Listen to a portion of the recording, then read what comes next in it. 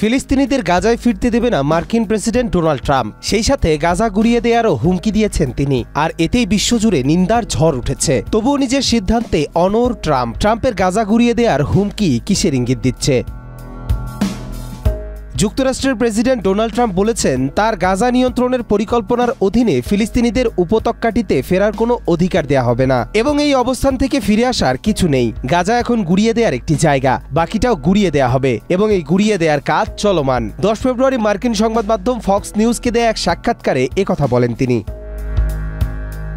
গাজা পরিকল্পনাকারীর কথা ট্রাম্প প্রথমে সামনে আনেন 4 ফেব্রুয়ারি ইসরায়েলের প্রধানমন্ত্রী বেনিয়ামিন নেতানিয়াহুর সঙ্গে একটি যৌথ সংবাদ সম্মেলনের মাধ্যমে। তিনি গাজা থেকে ফিলিস্তিনিদের মিশর ও জর্ডানে সরিয়ে নেয়ার কথা বলেন। তবে ট্রাম্পের ওই পরিকল্পনা প্রত্যাখ্যান করেছে দেশ দুটি। সাক্ষাৎকারে ট্রাম্পের ভাষ্যমতে গাজার 20 লাখের বেশি ফিলিস্তিনির জন্য তিনি সুন্দর এলাকা গড়ে তুলবেন। গাজা থেকে কিছুটা দূরে এই এলাকাগুলো নিরাপদ হবে। এলাকাগুলো গড়ে তোলার সময় গাজার নিয়ন্ত্রণ নেবেন তিনি।